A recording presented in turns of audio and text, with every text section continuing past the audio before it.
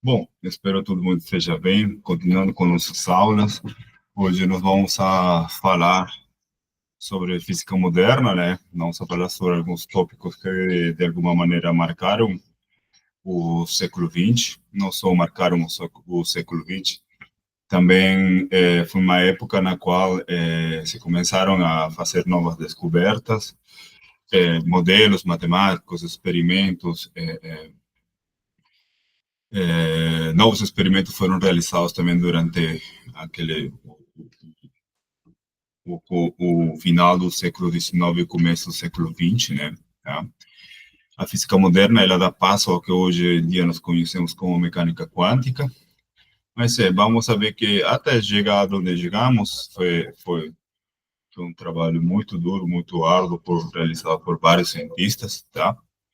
Então, continuando aqui, qual é o nosso objetivo? Nós vamos a começar falando sobre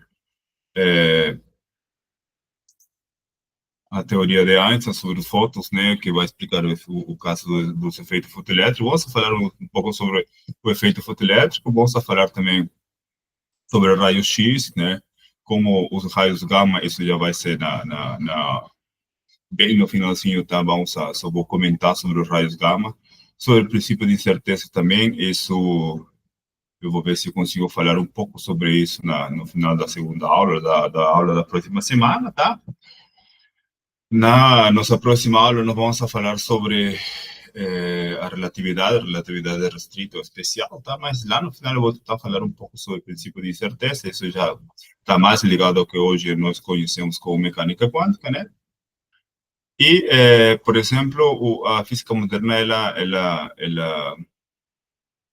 ela começa com o fim da física clássica, né? O que acontecia? Aparentemente não. Pelo que foi percebido, as leis de Newton, eles conseguiam, ou essas leis conseguiam explicar um monte de coisas, tá?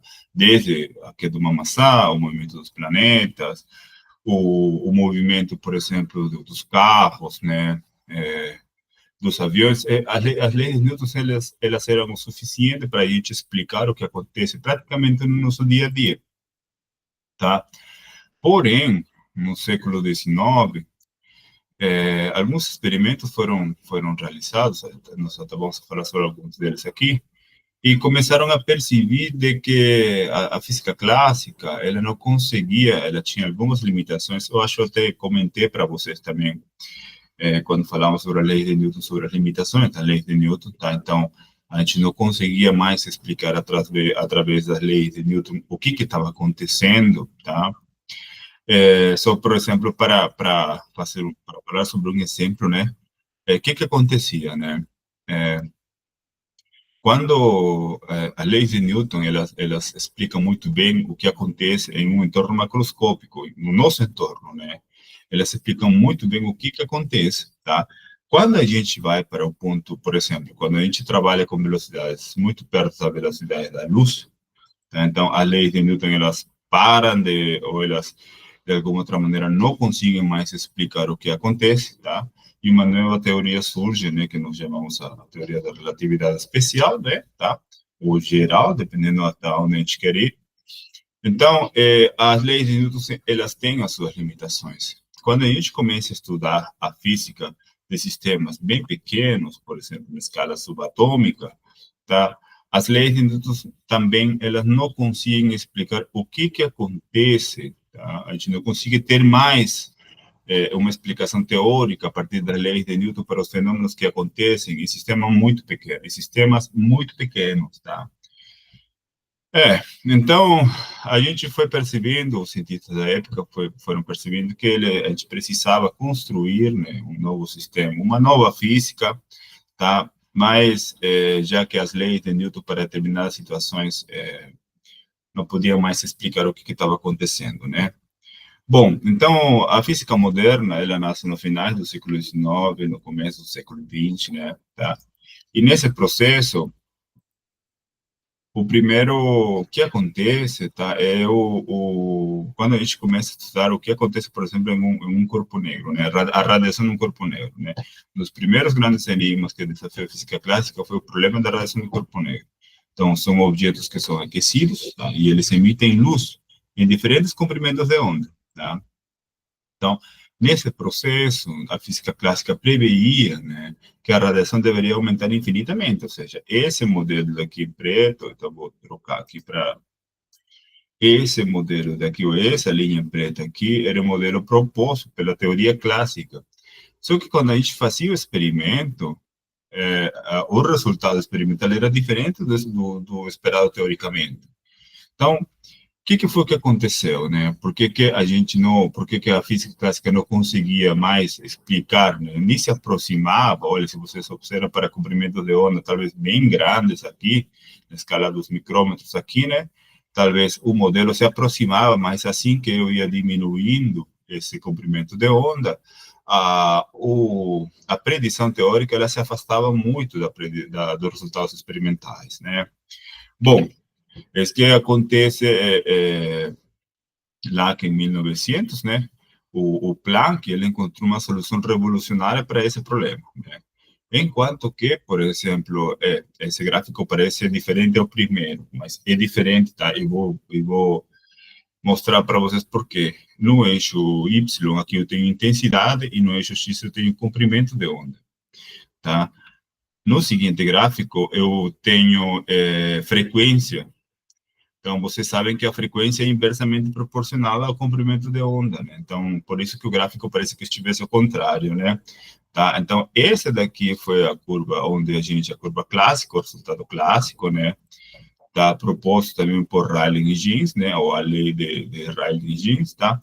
Mas o Planck, quando ele estabelece uma relação, né?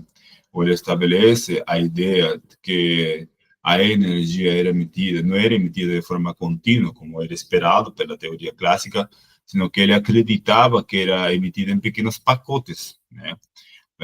Que hoje em dia a gente conhece como quanta, né? Tá?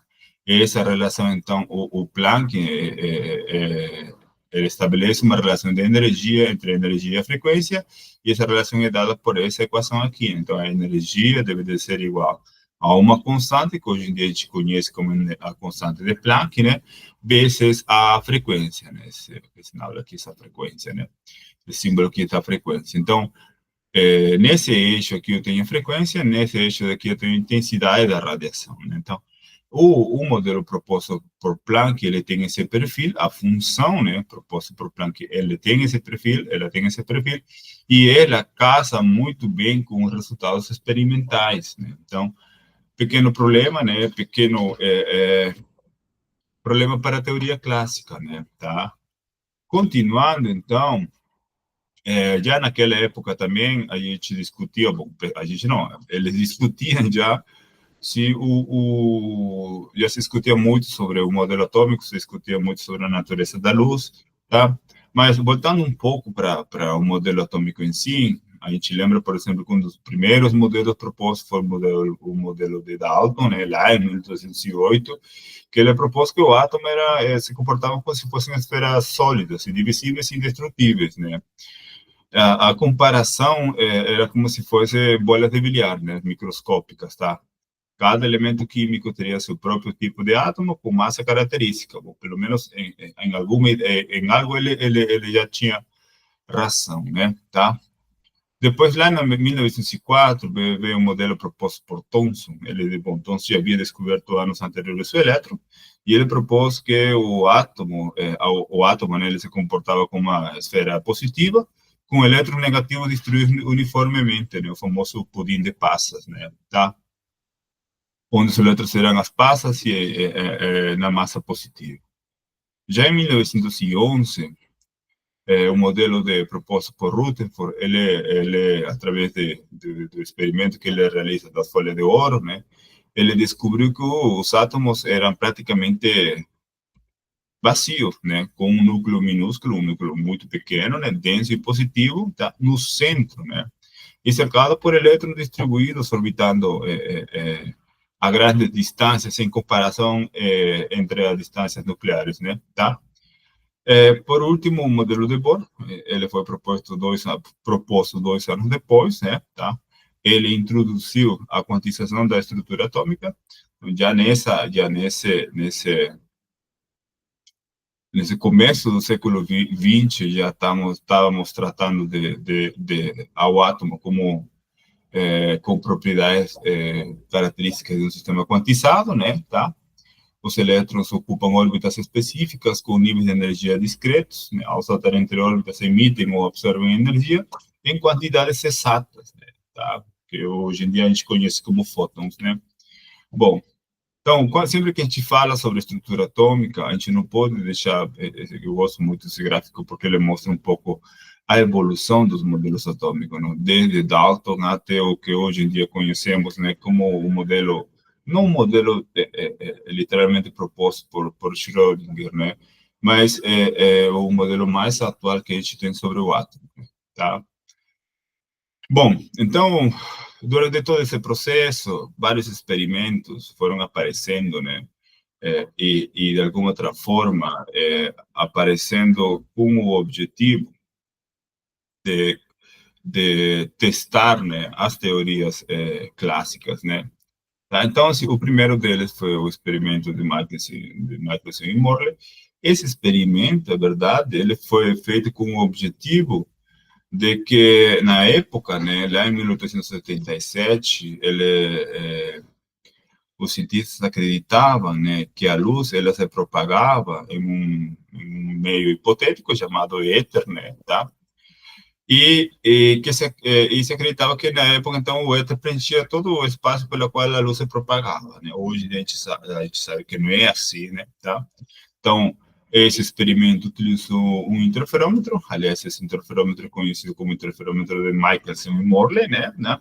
Na qual, por exemplo, você observa que um feixe sai daqui de uma fonte, tá? Esse feixe passa por um espelho bimetálico, né? Então, a metade da luz é direcionada para esse espelho Z1 e a outra metade para o espelho Z2, e aqui temos nosso sensor, nosso observador, né, tá?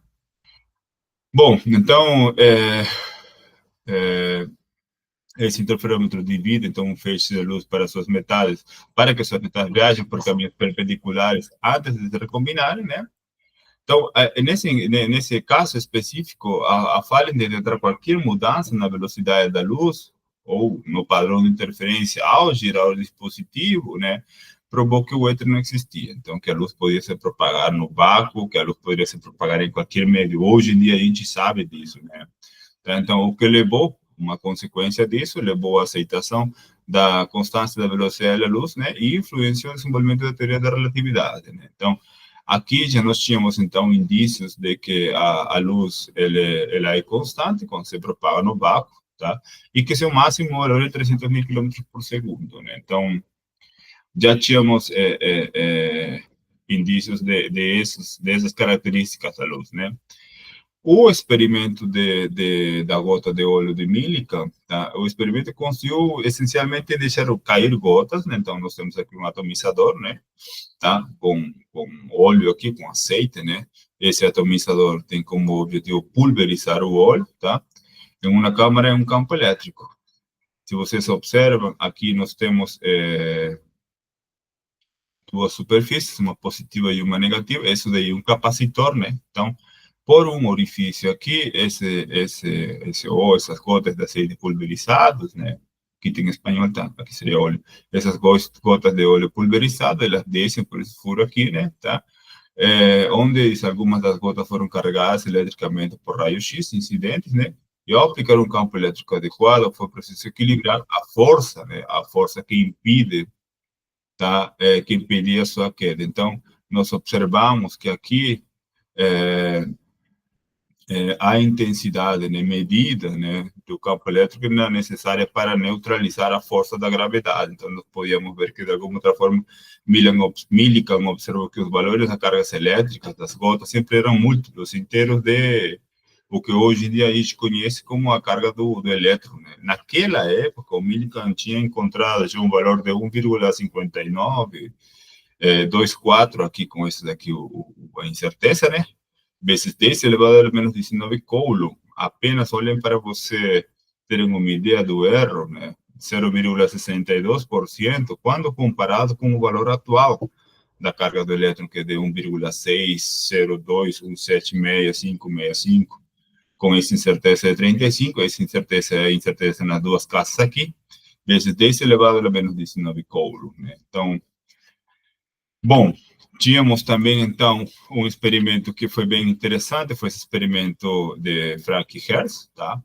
Então, James Franck e Gustav Hertz apresentaram em 1914. Lembra que tudo isso está acontecendo entre 1880 e 1920, 1930, né? Então, mais ou menos são 4 ou 5 décadas muito importantes para a física, tá? Então, naquela época, eles apresentaram um experimento que demonstrava a natureza quântica dos átomos. Bom, o experimento consistiu de um tubo evacuado, um tubo onde dentro dele não tinha nada, né? Era vácuo, tá? O vapor de mercúrio, desculpa, né? Tá? Dentro, a escolha do mercúrio é uma escolha bem interessante, tá, pessoal?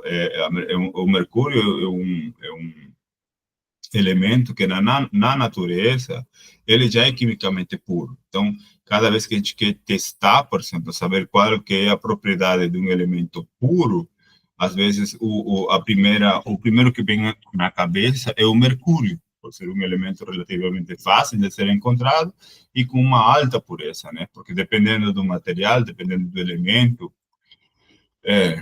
deixar ele com alta pureza demanda de muito trabalho, né? Tá? Então, assim, ele foi observado que em baixas energias as colisões entre os átomos do mercúrio não tinham transferência de energia, ou seja, que as transferências que podiam ser consideradas como se fossem colisões elásticas, porém, quando a gente aumentava a energia, essas colisões eram já consideradas inelásticas, ou seja, existia uma transferência de energia em múltiplos de 4,9, isso daí para o caso do mercúrio, né? Demonstrando que os átomos podem apenas absorver ou emitir quantidades específicas de energia, né? Então, de alguma forma, o experimento de Francis Hertz já nos dava indícios ou reforçava a ideia da quantização da energia, né? Esse experimento rendeu o prêmio Nobel, tá? Acho que foi para Hertz em 1925, tá? Lembra que em 1925 foi bem depois, né, do prêmio Nobel do Einstein, né? Tá?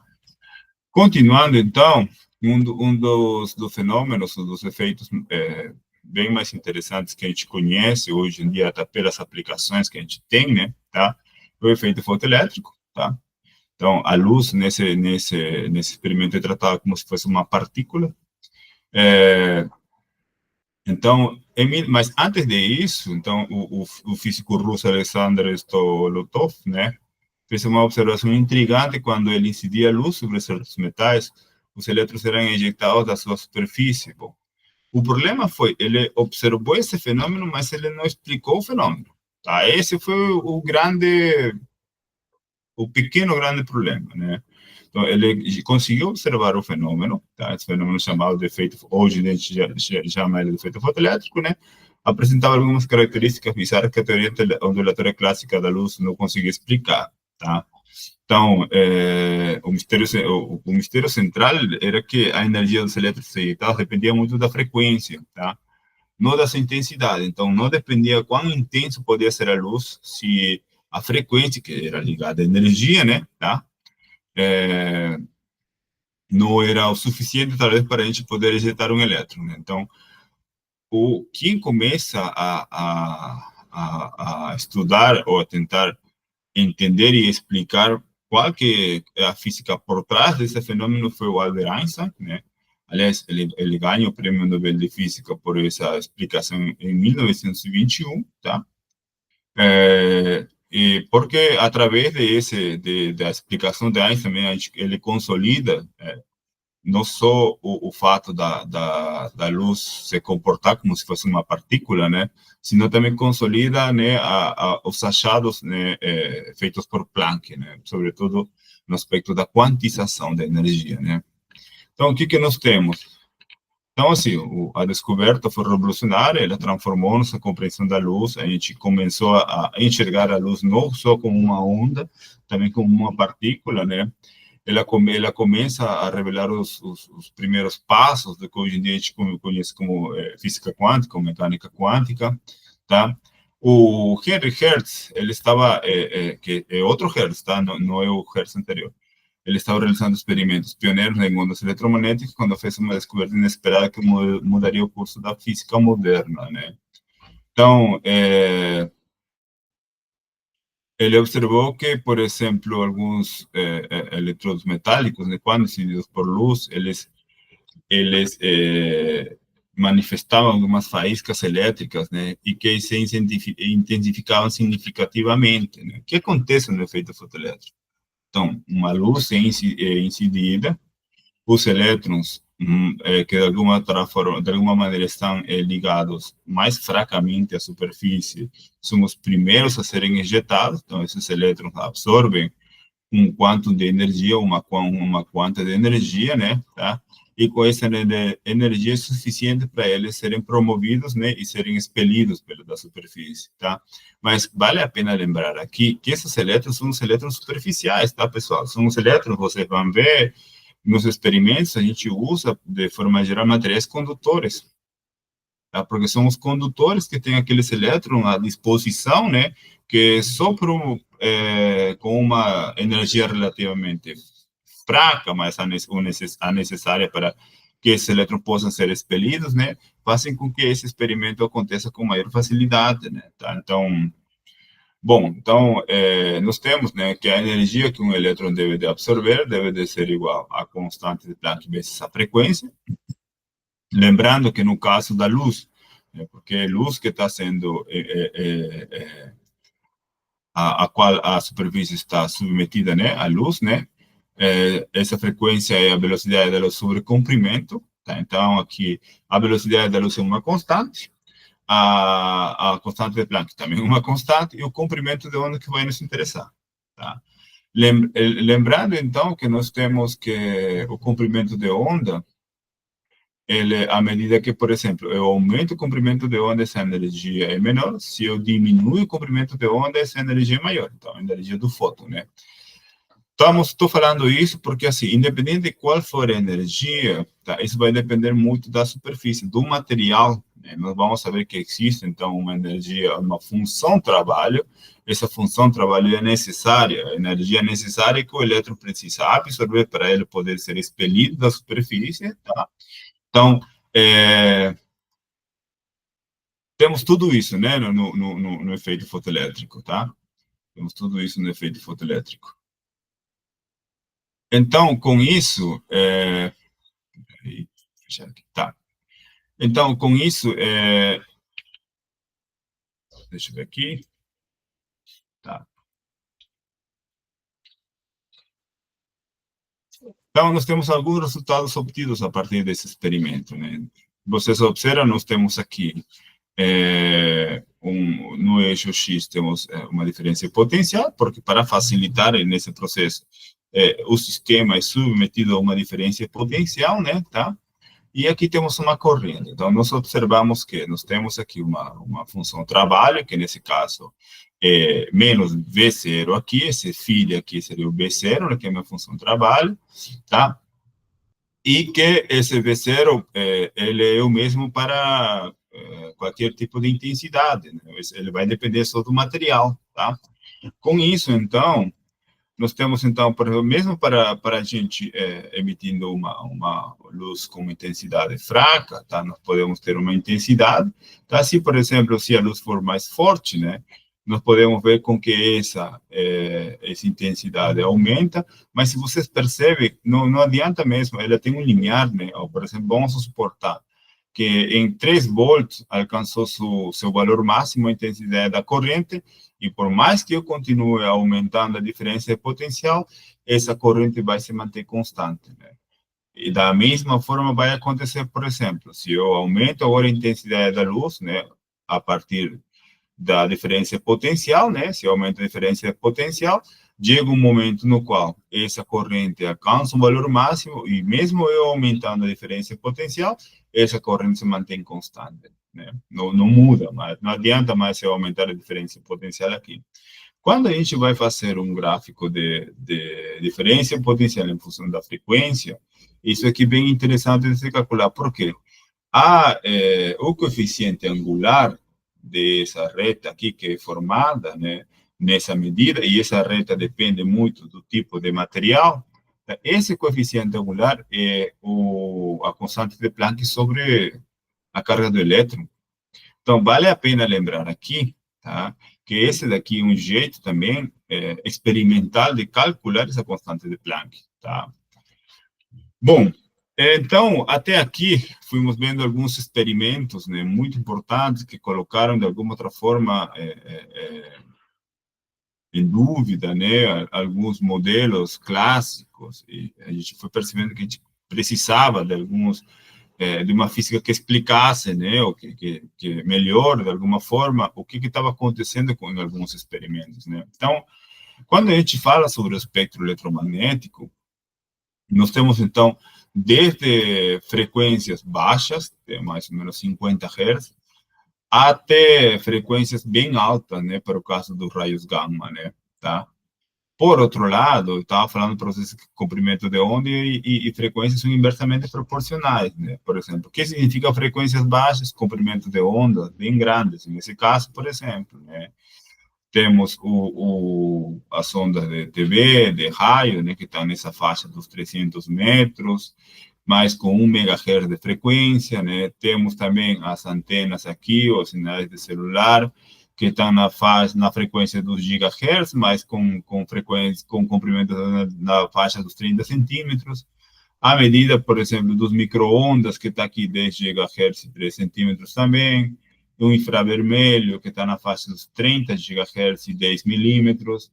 O visível, que é o espectro na qual, esse espectro bem pequeno, tá? A gente consegue enxergar, que mais ou menos vai dos 600 terahertz até, em questão de frequência, né?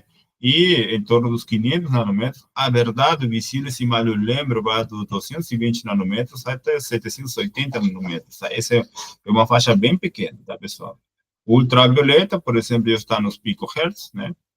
E em questão de comprimento de onda, de 10 100 nanômetros.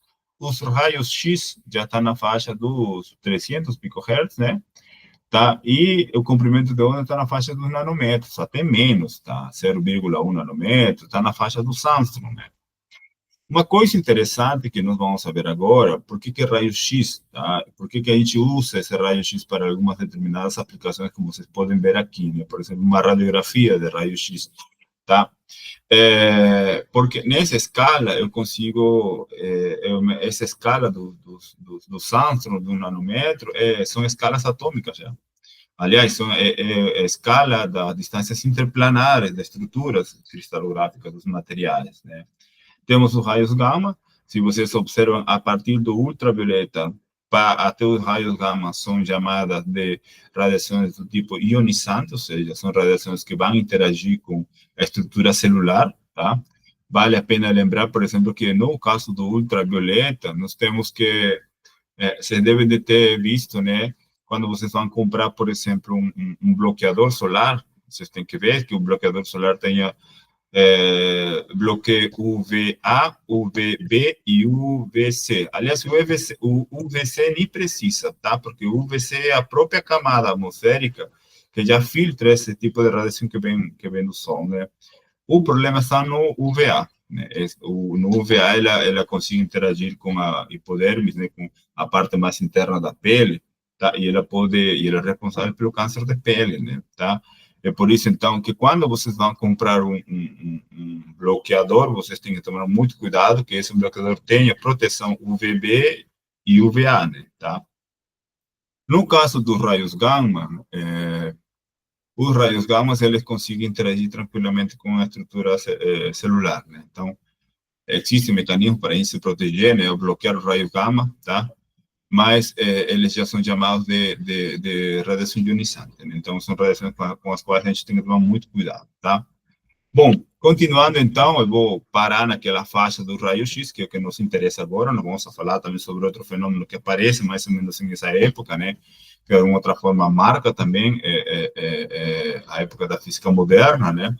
Que é a fase do comprimento do raio-x. Então, o raio-x vai mais ou menos de um micrômetro até 100 femtometros. Aliás, desculpe, o raio-x vai mais ou menos dos 10 nanômetros até os 100 ou 10 picômetros, vamos chamar assim. Temos raio-x mole e raio-x duro, tá? Eu não vou entrar em detalhes com isso daqui, tá?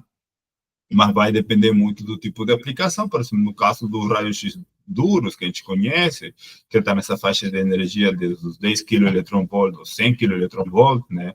No caso, por exemplo, dos 10 kV, a gente vê o que nós conhecemos hoje como cristalografia, raio-x, a gente consiga saber qual que é a posição atômica dos átomos, tá? Dos elementos, né, que compõem uma estrutura cristalina, que compõem um material. Esses mesmos raios-x são usados também para fazer mamografias, tomografias computarizadas, já com um pouco mais de energia, e no caso da segurança nos aeroportos, né, que a gente usa para detectar alguns metais, né, alguns materiais indesejados, né. Então,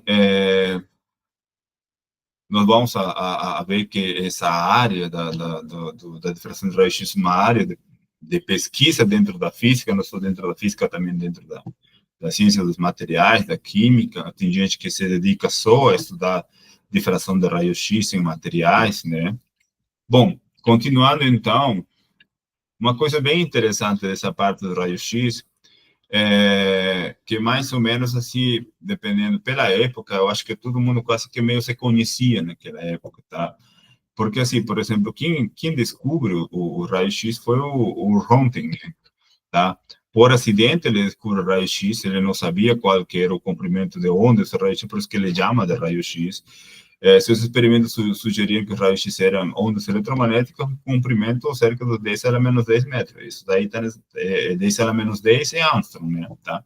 O Max von Laue, ele propôs nos inícios de 1900, né, que um cristal poderia servir como um grado de difração tridimensional de raio-x, né? Mas, né, o von Laue, o Friedrich e o Paul Knipping, né, eles fizeram um experimento, primeiro experimento de raio-x, que mostrou a difração de raio-x em cristal. Isso foi em 1912. Olha que ainda estamos entre 1880 e 1920, 1930, né? Logo em seguida, o pai e o filho, né, o William e o William Henry Bragg e o William Lawrence Bragg, né, tá? Eles propõem uma lei, relativamente hoje em dia para a gente é relativamente simples, né, com a qual eles conseguem depois de conduzir uma série de experimentos envolvendo difração de raios-x em cristais, tá? Então, difração de raio-x em cristais é toda uma ciência, tá, pessoal? Né? Como eu estava falando para vocês, tem gente que se dedica só a isso, a estudar a estrutura cristalina, a estudar a cristalografia de materiais, né, com diferentes aplicações, porque a gente precisa saber como que é o material, qual que é a estrutura cristalográfica desse material, porque essa estrutura influencia nas propriedades físicas dos materiais. Quando eu falo de propriedades físicas, falo de dureza, condutividade, magnetismo, propriedades ópticas, tudo isso está ligado às propriedades estruturais, tá? Então, nossa, aqui, como que o raio-x, então, eu estava falando para vocês, né?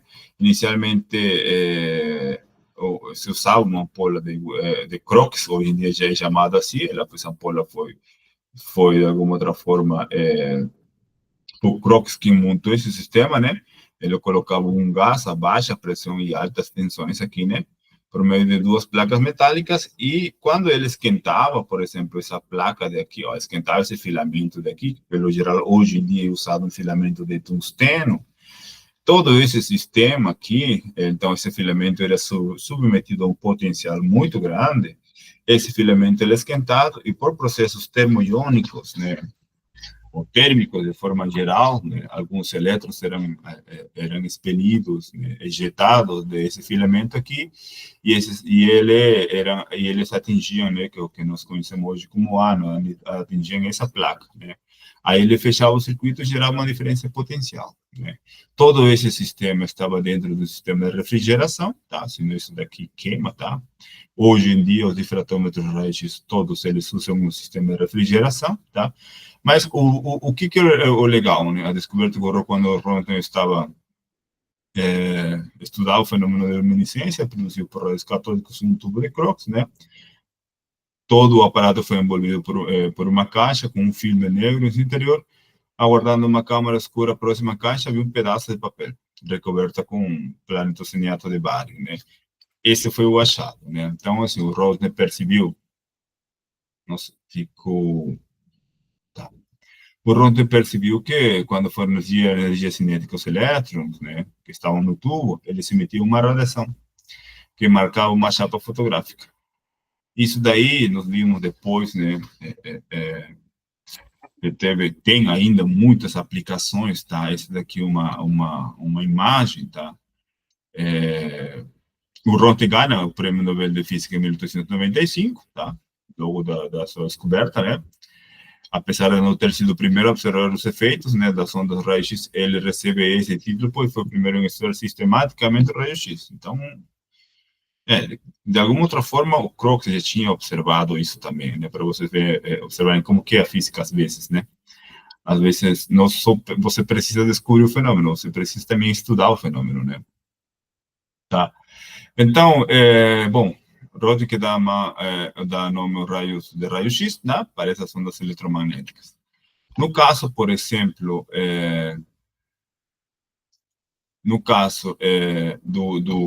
como que é produzido, eu estava falando para você, então tem um filamento, esse filamento é esquentado, tá? Existe aqui uma janela uma janela dentro de um tubo, aliás, tudo isso é chamado de tubo de raio-x, tá?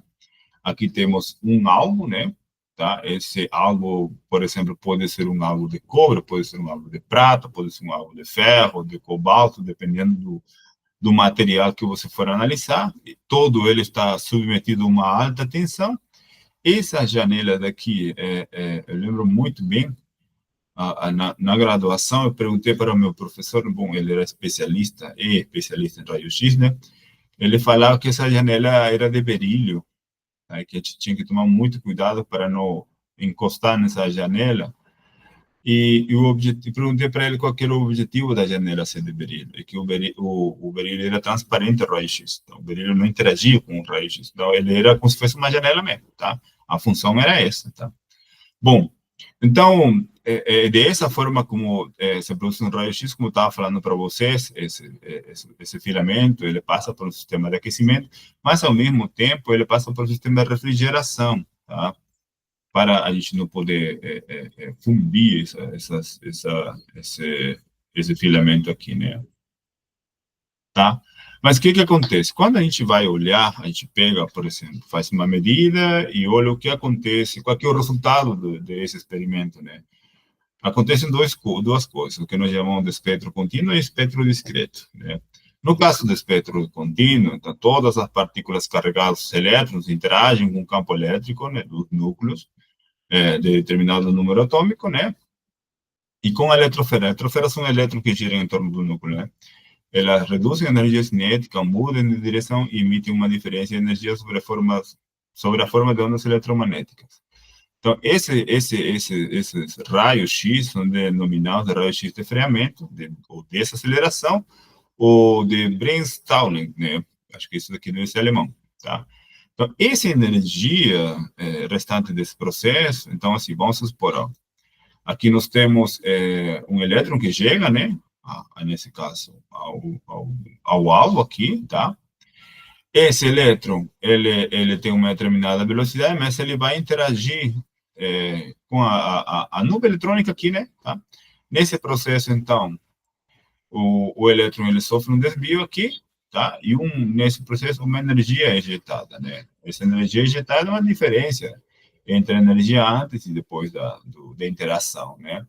Isso acontece, então, para um determinado comprimento de onda, tá? Caso toda a energia do elétron seja perdida em uma única colisão, teremos, então, um comprimento de onda mínimo, né? Uma energia inicial para a qual o elétron, né? A energia do elétron, ela é dada, ela é, né? O produto da carga do elétron vezes a diferença em potencial, né? Bom, então, nesse processo, a energia do elétron ela é dissipada, tá? Então, não é uma energia que nos traz muita informação. Então, quando a gente vai olhar o espectro contínuo é isso daqui, ó. É um espectro contínuo mesmo, ou seja, são nada mais que eles têm essa forma aqui, né? Tá?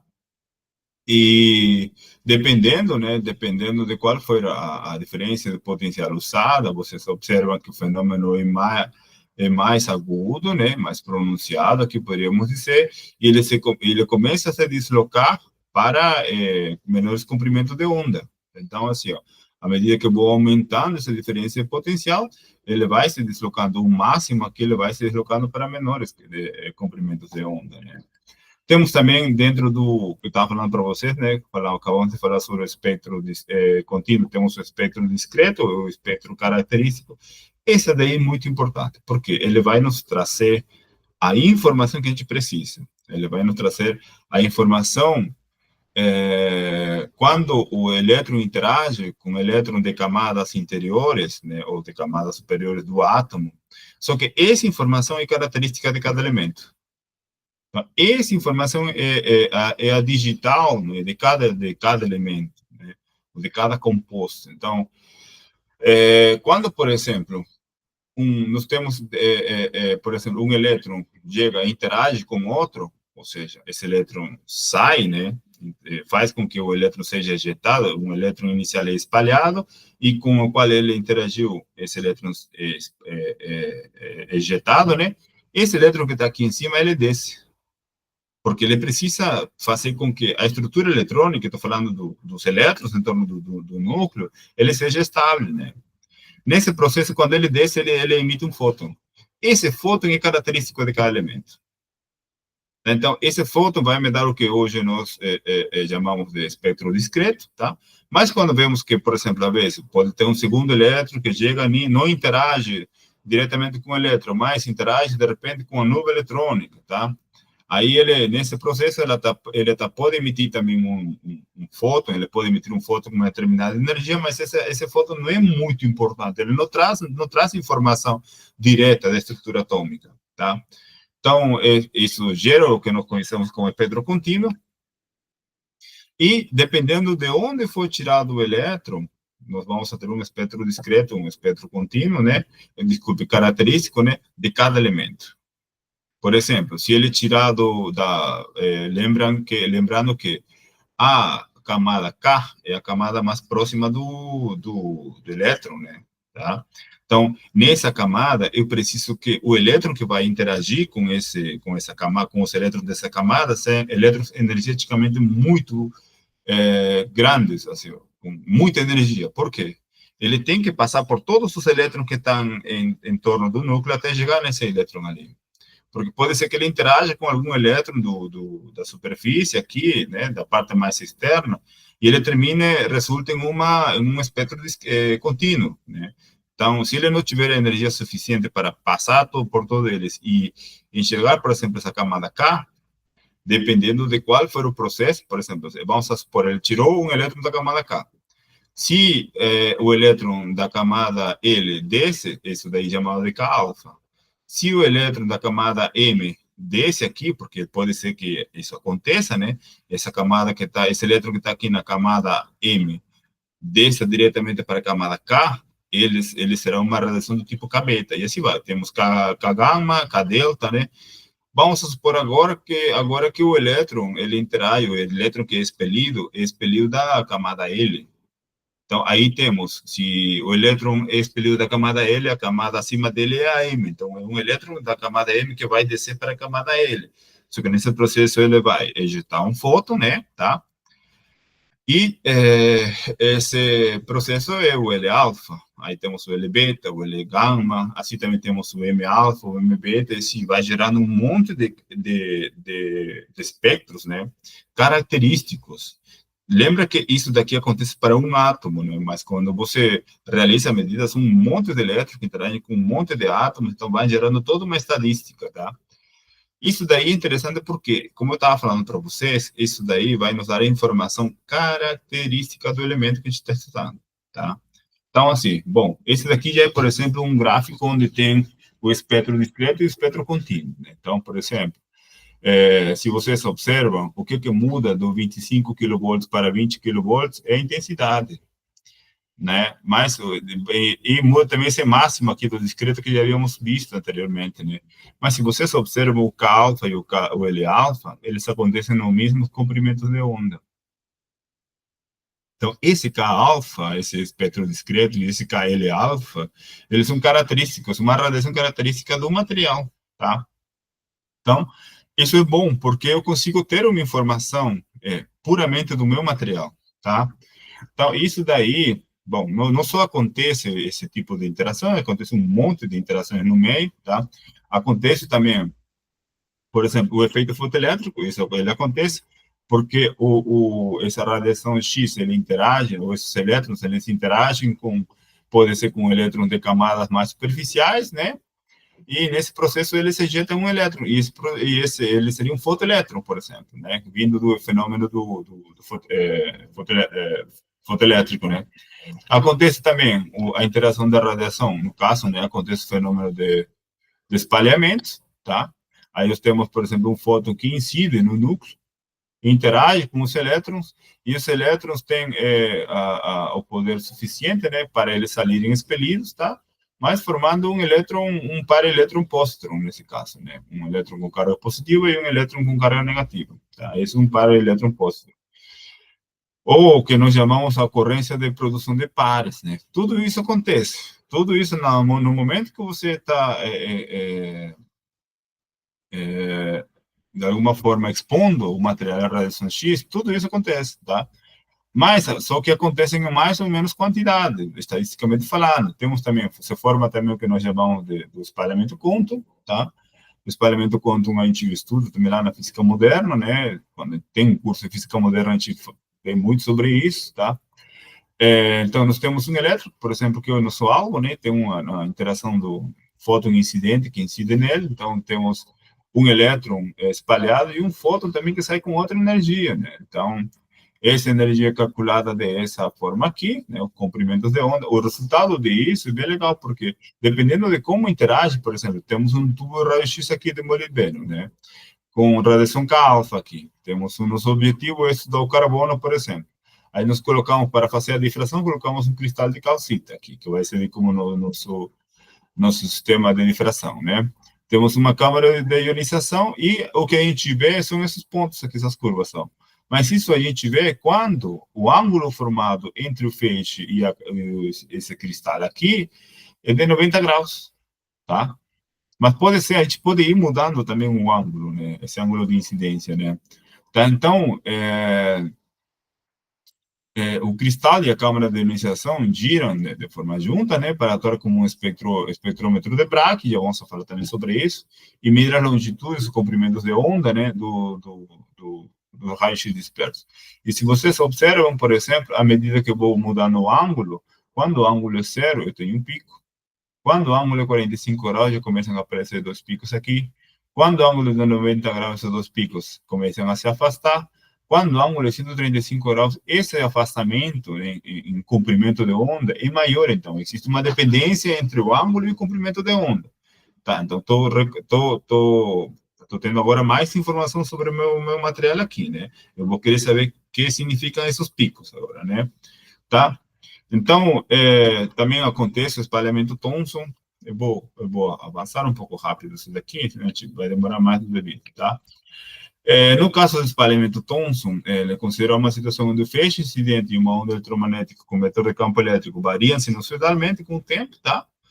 E, segundo a teoria clássica, uma carga acelera, toda carga que acelera emite uma radiação eletromagnética, essa radiação espalhada se difunde por todas as direções a partir do átomo do alvo, né? Tendo a mesma frequência do feixe primário, né? Mas quando falamos sobre a técnica em si, que nós chamamos hoje em dia de teoria de difração de raio-x, como eu falei para vocês, essa teoria foi estudada, né, por pai e filho Bragg, né, tá? E eles verificaram que para certas direções e comprimentos de onda eram observados picos máximos de intensidade, né, bem pronunciados de radiação espalhada. Hoje em dia a gente conhece muito bem sobre tudo isso já. Então, mais ou menos é assim, ó, tem duas ondas aqui, né, ambas as ondas com o mesmo comprimento de onda, ou seja, uma onda monocromática, né, tá? E nessa onda monocromática, ele interage, sabe com quem? Esses dois planos aqui são planos atômicos, ou seja, podem ser planos, por exemplo, de carbono, carbono, carbono, de oxigênio, oxigênio, oxigênio, ferro, ferro, ferro. Então, e o que ele vai me trazer de informação é essa distância interplanar. Essa distância interplanar, ela é característica de cada material, ou de cada composto. Como que, por exemplo, o óxido de ferro tem aqui uma camada de ferro, uma camada de oxigênio, uma camada de ferro, supondo, né? Ela é característica desse composto, Essa distância interplanar, ela me dá essa informação. Então, o Bragg, ele encontrou, o Bragg, o pai e filho, né? Eles encontraram uma relação que depende do comprimento de onda, ou seja, da onda que você está usando aqui, né? Que no nosso caso, essa onda vem do raio-x, tá? Do número de planos, né? Tá? E da distância interplanar entre os planos. Essa equação é relativamente simples, pessoal. Aliás, essa relação a gente estuda lá na Física 4 também, né? Lá na parte de ótica, né? Mas é muito interessante você ver que, mesmo sendo uma equação muito simples, ele traz muita informação, tá? Então, o que que acontece aqui? Como que acontece? Bom, não só os Bragg que estudaram a diffração de raio-x, teve outra galera também, o Von Laue, né? Ele propôs outro método, né, um pouquinho diferente, só em comparação com o de Bragg, né? Porque no fundo é algo parecido. Ele vai medir a distância entre dois átomos. Essa distância, que poderia ser, por exemplo, átomos que estão em diferentes planos, vai ser um D. Tá? E ele encontra uma relação parecida, né? Um D igual a D vezes cosseno desse cosseno daqui, é igual a menos D vezes N, onde N é esse vetor aqui, né? Tá? Esse vetor nessa direção. Tá? Então, a relação matemática não é muito diferente, os resultados são parecidos, tá? Só que o Lau, ele fez os experimentos usando cristais. Então, eu não sei se vocês têm alguma ideia de quão difícil pode ser fazer um cristal, dependendo do tipo de material, tá? Então, ele incidiu raio-x em um cristal, aí depois ele colocou uma placa aqui, um filme, né, para ver que informação eu tinha disso, e ele observou pontos só. E cada um desses pontos era a posição dos átomos que compõem o cristal aqui. Então, ele estava praticamente enxergando os átomos do cristal, né? Essa técnica funciona muito bem. Essa técnica funciona muito bem para materiais cristalinos, ou seja, para cristais ou monocristais que a gente conhece, né? Tá? Mas, na maioria dos casos, pessoal, a gente não trabalha com monocristais. Como eu estava falando para vocês, fazer monocristais não é nada fácil, é muito difícil de fazer. A parafernália por trás também é muito grande, às vezes depende do que você for fazer, né, tá? Mas então ele viu que esse tipo de cristais aqui, né, eles apresentavam uma estrutura, tá? Ele apresentava uma estrutura. Tá, mas, por exemplo, alguém pode estar se perguntando, professor, mas se eu colocar, por exemplo, o vidro aqui, no vidro você não vai ver nada, não. Tipo, não que não vai ver nada, não vai ver nada, não, você não vai conseguir ver um arranjo, né?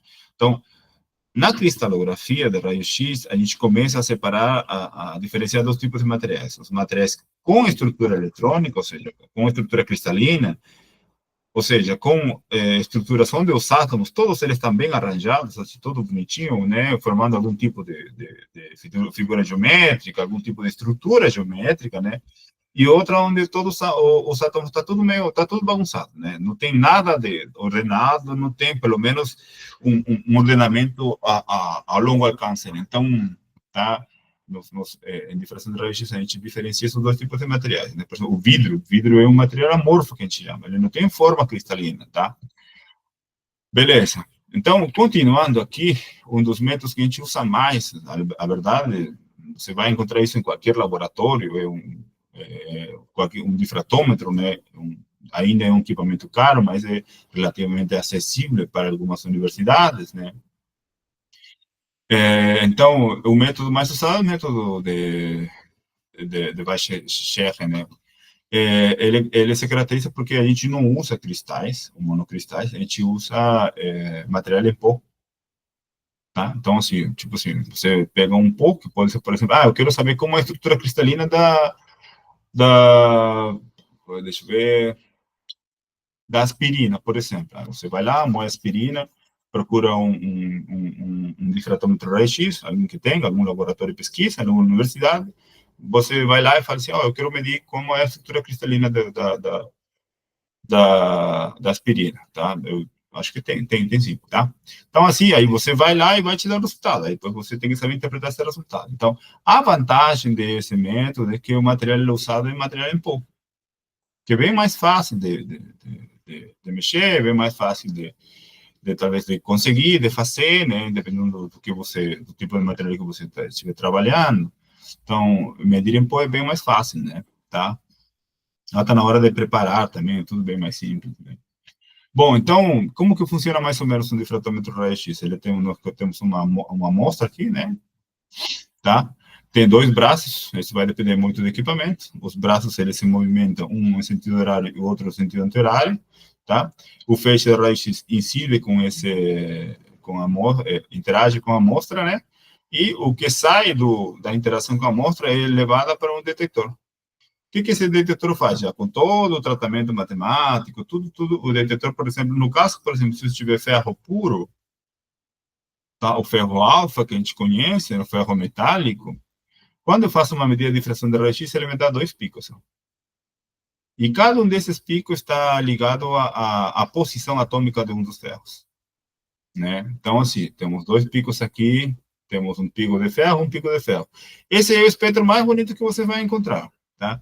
Tem espectros, a gente chama espectro de difratograma, né? Tem difratogramas onde aparece um monte de picos, um monte de picos mesmo. Tem alguns, eu trabalhei só a maneira de comentário, com rejeitos mineiros, né? Então, quando a gente trabalha com rejeitos mineiros, tem um monte de coisa que está lá, tá? Então, existe uma técnica que não é difração de raio-x, é chamada de fluorescência raio-x, onde a gente trabalha, por exemplo, com a fluorescência raio-x, ela me dá informação elemental do material. Ele tem um fenômeno parecido, tá?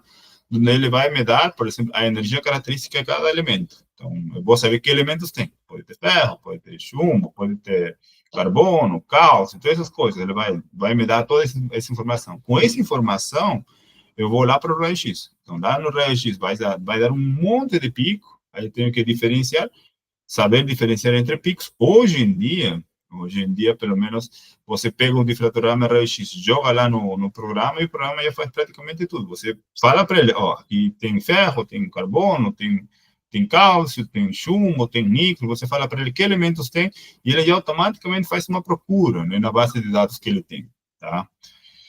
E nesse processo, então, você consegue identificar que amostras, quais são os compostos que ele tem. Ele pode ter, por exemplo, pode ter carbonato de cálcio, pode ter carbonato de bário, pode ter silício, sílica, pode ter óxido de ferro. Então, aí o que o raio-x faz, na verdade, ele vai te dar o composto em si, a difração de raio-x. Bom, eu vou terminar a nossa aula de hoje por aqui, tá? E na próxima aula nós vamos continuar falando um pouco mais sobre física moderna, tá? Então, vocês devem ter percebido que no transcurso da aula de hoje, pessoal, teve muita coisa que aconteceu entre 1880 e 1920, né? Então, alguns fenômenos novos foram aparecendo, a física que nós conhecíamos deixou de ser, o pessoal conhecia na época, deixou de ser mais uma física que nos ajudasse a compreender, né, o que estava acontecendo, né? Muitas das vezes a física de Newton, vamos chamar assim, a física clássica, não conseguiu explicar muitos fenômenos, então a gente teve, os cientistas da época tiveram que refazer desde zero, ou refazer ou começar desde zero uma nova teoria. Então, bom, eu queria agradecer a vocês pela paciência, né, tá? E nós continuamos na próxima semana, beleza? Muito obrigado. Vou parar por aqui.